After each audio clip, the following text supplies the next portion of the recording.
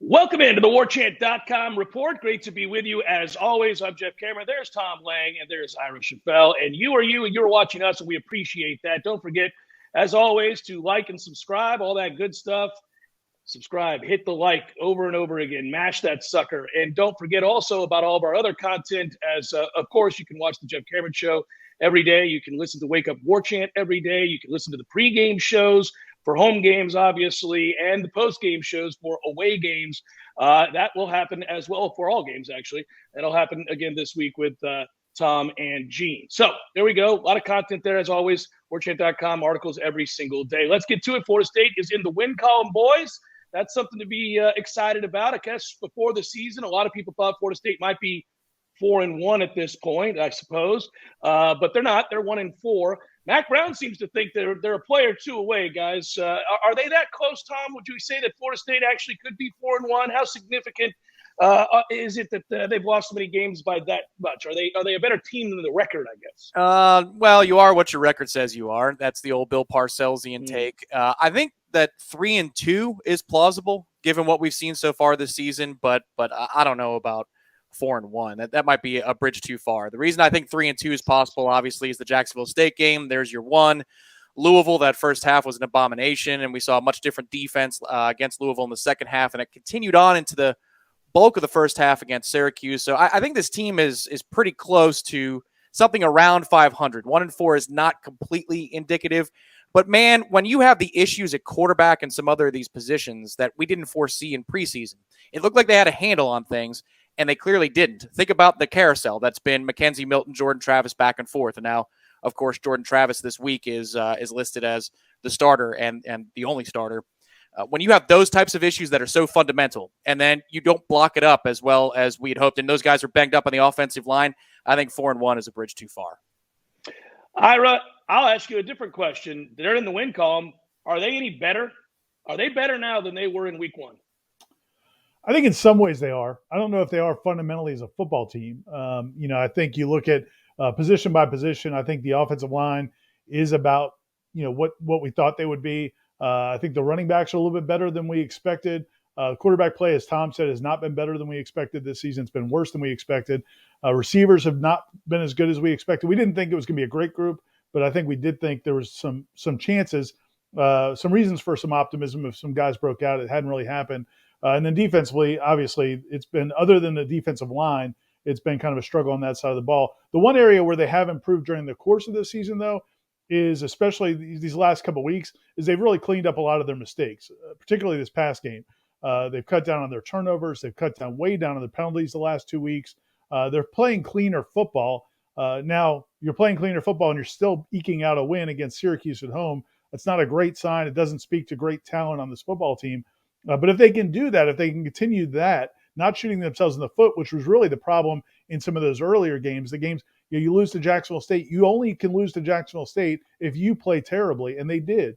The way they lost the Wake Forest game, they weren't even competitive and for much of that game, and then the first half against Louisville, they just self-destructed. So these last couple of weeks, I think they're starting to, last game and a half anyway, they're starting to play cleaner football, reducing mistakes. And I think that gives them a chance in some of these games. Now, we'll talk more about North Carolina. Even if they play a clean game, maybe that's a game that they still can't win. But that's one area where they've improved. They're at least not killing themselves over the last game and a half. Well, guys, we should discuss this part of it. They do now have a win. Does that clear the path for them to turn the corner, to get any better at all? Does that give them some confidence? Are they going into this game against North Carolina because they won the Syracuse game, believing that they can win because they finally know what it tastes like to win? What it can do is maybe it eliminates some of the mind-blowing mistakes and mental errors in games that we've seen where Florida State invents ways to make a game that was not interesting to be interesting. Case in point, happened twice against Syracuse last week. You're up 9-0, and then out of nowhere, Garrett Schrader decides that he's going to run the ball, and he's able to run for 40 or 50 yards untouched. Mm-hmm. You're up 10 points late in the game. It's 30-20, and it's the Pokey Wilson muff punt. I mean, just things that come out of nowhere where you feel like you've got a handle on the game, and then Florida State does something that's completely, we would like to think, out of character, but has been very much a part of the character for so long. So to me, maybe the baby step is if you get a handle on a game, and you lose the lead, it's because the other team does something to earn it back, not that Florida State does something to help give it away. I think that might be the difference. Ira, anything tangible that Florida State can use from that win that will give them, I guess, more mental toughness and fortitude? I do think it gives them just a little bit of a rebound from where they were. I mean, I think, again, you look at that Jacksonville State game, I think some of that was just the hangover from Notre Dame and then not taking Jacksonville State seriously, both from a player standpoint and a coach's standpoint. Yeah. But then from a coach's standpoint as well, but then when you lose that game, man, I think they were shook, and then they go into Wake Forest, and Wake Forest jumps on them. Louisville jumps on them early. So I think this football team was shook when they were 1-3, 1-4. But then I think the second half of Louisville, I think they responded a little bit. Then next week you get a win. That's definitely going to help. The problem is now they go on the road, to your point. And can you carry that over on the road? That's a big question. It's hard to predict that. If Florida State was playing at home this week, I'd feel much better about their chances. But yeah, it's hard to say that week's going to carry over because now you have to take a trip again, get on a plane, get on buses, go to a hotel, play in somebody else's stadium where they haven't had a good feeling in a long time. I'll tell you what, I'll do you guys a favor, Florida State football players. Nobody expects you to win this game. There is zero pressure on you. The whole nation thinks you're garbage. You've got nothing to lose. Play with reckless abandon, carefree. North Carolina has everything to lose. They were the laughingstock of the country last year when they lost to Florida State. Make it happen again. We'll come back in a moment on the Warchant.com report, and we'll talk about that North Carolina team that Florida State's facing, what they do well. Maybe there's some weaknesses. Talk about it next on the Warchant.com report. Live and living color and totally free. Subscribe to Warchant TV on YouTube, the digital home of Warchant.com. From the practice field to pregame and the phone calls afterwards, Warchant's YouTube channel is home to live programming like Seminole Headlines, Wake Up Warchant, The Jeff Cameron Show, as well as Trench Talk, a live Q&A with Noles offensive lineman Devontae Love-Taylor. Just search Warchant on YouTube and click or tap the subscribe button. That's it. It's totally free. Warchant TV on YouTube. Just another reason we're the ultimate Seminole sports source. Welcome back to the Warchant.com report. As always, like and subscribe. Make sure you subscribe to Warchant TV by clicking on the subscribe button on the bottom right of the video. Click on the bell to be notified of when new videos and live shows are available. We have the Jeff Cameron Show, obviously. Hey, and Wake Up Warchant Monday through Friday. Seminole Headlines on Tuesdays. Trench Talk with FSU offensive lineman Devontae Love-Taylor on Monday nights, recruiting chats, and the Sunday Smash with me and Ira. All right, North Carolina's 3-2, up and down year. They got blown out by Georgia Tech, but they picked up convincing wins over Virginia and Duke. Of course, we saw them lose to Virginia Tech at the beginning of the season, and they were highly touted. And the reason they were highly touted, everybody asked the question, why were they thought to be this way? Well, I mean, they had a great season a year ago, and they've recruited really well, and they win home games an awful lot. They've done a good job under Mack Brown in doing that. So they're heavily favored this week again, 18 points, 17.5, depends on where you look. This is a good team. Not a great team. Not nearly as good as they were ranked in the preseason. That is firmly established. But they do have some good players. When you look at this FSU offense against this North Carolina defense, we've heard the coaches talk about it this week, Ira, that they're basically going to be challenged. Their manhood is being challenged this week. North Carolina, Cameron Kelly's a really good player out there on the edge in the defensive backfield. They're gonna push our receivers around, and it's up to them to get open in man coverage. Do we think they can? Probably not. Look, FSU's receivers, they've challenged them this week, particularly the young guys. And I think from what we've seen at practice, being out there Tuesday and Wednesday, some of the young guys are responding to that. Malik McLean had a great practice Wednesday, went up and made catches, really made some tough catches.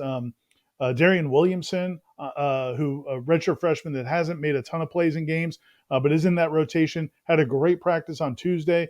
Keyshawn Helton, who had a nice game last week. He's not one of the bigger guys, obviously, but he had a really nice game last week to kind of bounce back after a tough start to the season. He's continued to have a really good week of practice as well. So I think they're challenging those receivers, and I think there's a chance they'll make some plays. But I don't know that that's really the focus of the game. I think we've taken Kenny Dillingham's talking point early in the week and kind of made that the focus. But the reality is, and I think Tom wrote about this some in the piece he did, his Third and Lang piece, is Florida State can run the ball on North Carolina, and they can certainly run the ball if Jordan Travis is a quarterback. And so I think that's going to be the key. They're going to get some shots. That is the one thing I would say. Last week, They got a couple shots to hit deep balls. Jeff, you've made this point abundantly clear on your show numerous times this week. You're still upset about it.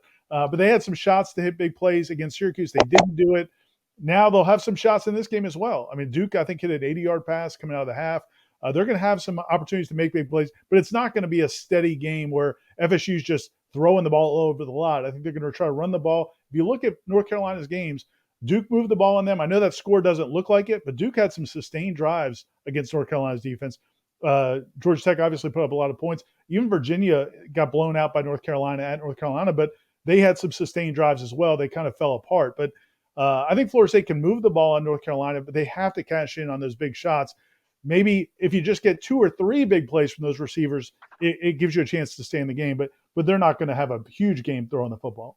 Yeah, I get frustrated, and I do bring that point up a lot, Ira. You're right, because they've had opportunities, and I need Jordan Travis to hit those shot plays because, look, if you're an offensive coordinator and you scheme one-on-one and you've got playmakers or you're challenging your playmakers, you need your quarterback to make those throws. They actually had a chance there. That's a touchdown to Helton if he makes the throw. So maybe he makes it this week, and there is an opportunity there. Maybe he gets more and more comfortable the more he plays. We'll see that. Let's flip sides where 7-11 is what they say at UNC, obviously, because Sam Howell hits Josh Downs 7-11 repeatedly. Let's talk about Florida State's defense against this UNC offense. Tom, take it away. I know you looked into it in the third and Lang piece. Yeah, I did. And the reports are not that great if Sam Howell is kept clean. That's where this game begins and ends. I'm looking at the Pro Football Focus grades from our pals at PFF.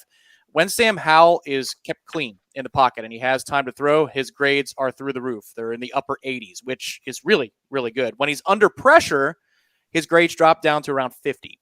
That is a massive, massive drop-off. And what's interesting to me is if you look at Sam Howell's numbers last year in the same stats in the same areas, there wasn't a huge drop-off when there was pressure. You know why? Because they had 2 NFL wide receivers and they had 2 NFL running backs. A little bit less pressure on him to be the man who makes the plays. Now, Josh Downs is an exceptional playmaker in his own regard, but when you drop it down from 4 or 5 options down to 1 primary option, that means there's a lot more pressure on Howell. In the last 2 games, 13 sacks allowed to the likes of Duke and Georgia Tech. This is where the source of hope would be for Florida State. But I also have in my notes the simple question, how do you stop Josh Downs? And the answer is, you pressure Sam Howell, because if he has time to get the ball to Josh Downs, this dude makes plays all over the field, catches in traffic over the middle, catches outside the numbers, catches within 10 yards of the line of scrimmage that he'll turn into a gain of 30 or 40 because of the yak. There was a catch he made against Virginia in the back of the end zone with the body control to land in bounds with both of his legs. It looked like an incompletion in live speed. It was a completion. This player is the 53rd overall player in the Rivals 2020 class, the number 9 wide receiver, and he looks like it. And fellas, what makes me mad about watching a guy like Josh Downs play is it reminds me all the more of what Florida State does not have at wide receiver. Because here's a guy who, even though he's diminutive, you can't give up on him. He's somebody that will expose this secondary if they take it easy or they take a bad angle just one time, because he never quits on a play. And that is the source of where this offense is going to be productive, is 7-11. Yeah, he's an amazing player. Go ahead, Ira. I was going to ask you something really quick, though, because you've been at practice. And so I wanted to ask you, does Florida State get some guys back this week in the secondary? Because we were playing some guys last week, and no offense to anybody, but there are guys out there that, frankly, one of the guys is a glorified walk-on. Yeah, and I mean, that's kind of what I wanted to touch on with Tom's point, and that's a good segue. One of the many interesting things in Tom's piece that people can read at Warchant.com, Third and Lang, was that passing chart for Sam Howell and how much damage he does between the tackles. I mean, so many of his throws are either short, intermediate, or deep between the hashes. He really attacks the middle of the field, and that's where Florida State's defense has been very weak. It's been weak in a lot of areas, but it's certainly been weak there. The linebacker play and safety play has not been good for several years for Florida State. And to your point, Jeff, they should have some of those safeties back this week. They were really hurt last week. They were very limited. Renardo Green didn't play. Brendan Gant barely played much at all. Akeem Dent did not play at all. So those are 3 of your top safeties coming into the year. And Travis Jay also barely played. I think he played 1 snap at cornerback. So you were really limited. You played Kevin Noles, a freshman. You played some guys that you were not expecting to play in that game. Jarquez McClellion, who I'll never get his name right, had to play a ton at safety. So I think Florida State's going to be back to closer to full strength in the defensive backfield. It looks like I think Gann will be ready. I think Akeem Dent will be ready. Not so sure about Renardo Green, but still, from a matchup standpoint, Florida State is weak in the middle of the defense, and that's where North Carolina really looks to exploit. Yeah, if it means anything, I've been negative on this matchup all week long. It just doesn't size up well for us. You have to hope that front four can really get after Sam Howell, or this is going to be a nightmare. And, look, it's worth noting, I think if we had to gauge other than quarterback, I think we would all say the most disappointing segment group on this team, time and again, has been in the secondary. So bitter disappointment this year. We thought they had some players. None of them have really showed up this year. So that's unfortunate. Maybe this is the week. Maybe it happens. When we come back, we'll give you the keys to the game and our picks. That's all next in the Warchant.com report.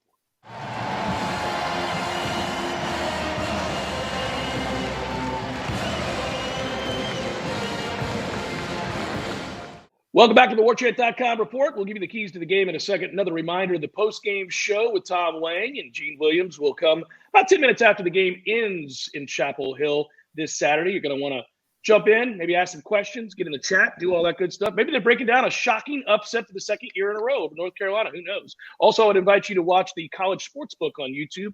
I host, along with some others, game previews every week from a betting angle. It's a lot of fun to do. Just got done doing one again this morning for the Auburn-Georgia game. So you can find all those games at the College Sportsbook. I would encourage you to like and subscribe there as well. So here we go, keys to the game. I think all three of us are going to say the exact same thing, which is that for Florida State, the defensive line has got to wreak havoc and dominate up front and get to Howell. And maybe put some game pressure on him into the second half if this game is close, because North Carolina is a substantial favorite. And, of course, they lost this game in embarrassing fashion a year ago as huge favorites. So it'll be interesting to see how they respond. But if Florida State doesn't do that, I think this is a whitewash, and I think that's why the number is what it is, with North Carolina being an 18-point favorite. But, Ira, do you have any other keys you want to throw in there? Yeah, just dovetailing on that, I mean, I think that is obviously, defensively, they have to dominate up front. And I think they're capable of doing that. They're really going to have to get her after Sam Howell, particularly with the front four, not have to blitz a lot. But dovetailing with that, I would say they need to put some game pressure on North Carolina and sustain some drives. And that's where, if Jordan Travis is playing, I think his running ability, the running of Jayshon Corbin, Trayshawn Ward, Lawrence Toafili has looked better in practice lately. So I think you might see more of him. But control the ball, put some game pressure on North Carolina, because the best thing you can do against a team that can't protect the passer very well is get a little bit of a lead and take the air out of the clock. Now there's going to be pressure on North Carolina to make plays. Now, having said that, it's going to be a tall task. We all know that North Carolina is way better at home than they are on the road, and Florida State's way worse on the road than they are at home. So it's not a good combination. But to me, that's the path of victory. Just kind of putting some game pressure on them by controlling the clock and getting after Sam Howell. Tom, you want to add to that? Yeah, I'd say the pressure has to come early in the game. You have to remind Sam Howell of all of his troubles that he's had this year with the offensive line in front of him. And it starts with North Carolina's center. They're basically got two guys playing injured. I know we know all about that here in Tallahassee, but they got two centers that they're rotating that are playing injured. And if you can create that pressure early on without blitzing, because, again, he can see the blitz pretty well. The numbers say he's pretty strong against that. If you can generate that pressure early, previous games do show that Howell's eye level drops. He gets sped up internally, and he makes stupid decisions if that's the case. But you've got to do it early, because if he feels comfortable as this game begins, then I don't know. It's going to be probably a long day at the office. The other key, I'd say, Jordan Travis has to remain healthy for the whole game.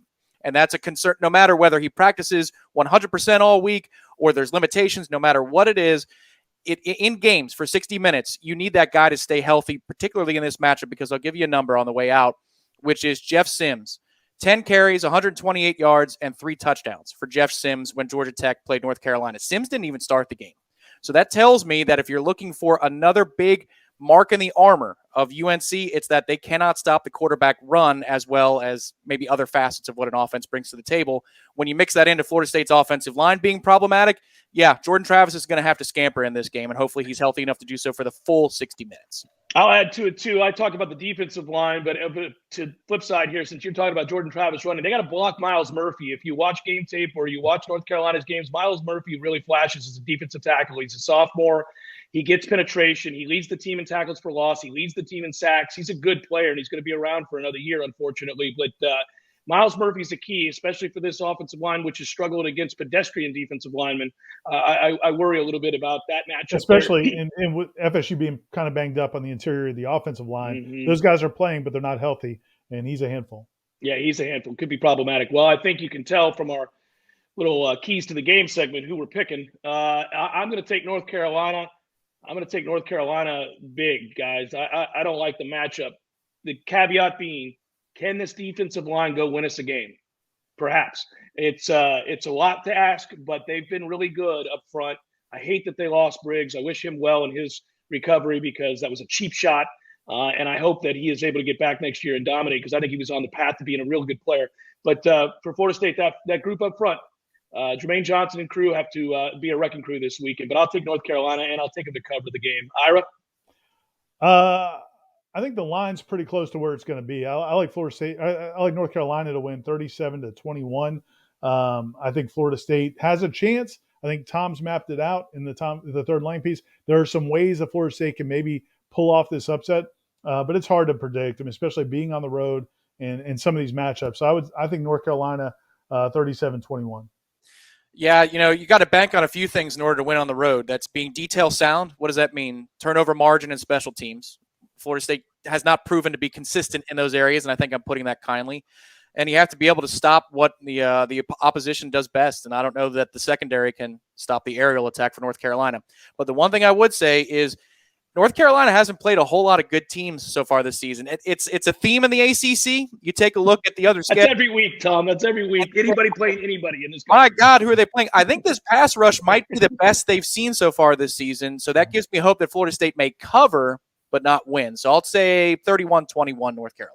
You guys went on a ledge and gave scores. Okay, I appreciate that. I've got North Carolina winning the game 38-17. So we're all pretty close. Hey guys, it's time for my weekly pick. Florida State looking to make it 2 in a row after finally getting off the schneid and getting the win last weekend. But it's going to be tough sledding for the Noles up in Chapel Hill. North Carolina, everybody knows about Sam Howell and what he's capable of. The former FSU commitment's been lighting it up for North Carolina. It's a tough matchup for that defense. I expect big numbers from North Carolina in this passing game. I just don't think Florida State can score enough points to keep up with it. Now, I'm going to be a little bullish on the Noles. The line is 17.5. I think FSU does cover that. I think they're able to stay somewhat competitive as long as Jordan Travis is healthy and be able to run the football. And I do think Florida State can run overall. North Carolina not that strong against the run. It's just not going to be enough. So I'm going to go North Carolina 38, Florida State 31. They do keep it somewhat competitive, but just again, that defense is going to be a liability for Florida State again. So unfortunately, the Noles will go into the bye week with just one win. I drew the short straw. No, I shouldn't say that. I drew the big straw and got to cover the Florida State at UNC game this weekend. So I'm actually at a rest area in North Carolina on my way to the game. I don't think I'm going to be covering a Florida State victory, though, sadly. I think I don't trust the offense to do enough to keep pace with Sam Howell and that offense. I do think the defensive line will get pressure on them. I do think they'll be able to affect them some. But I also, as well as the Florida State defense can play, they're still just destined to give up 30 points or more. And I don't know that. I don't think the offense can match that. So I'm looking at. I'd love to see it. Don't get me wrong, but I'd love to see it. But I'm looking at a 33-21 North Carolina win.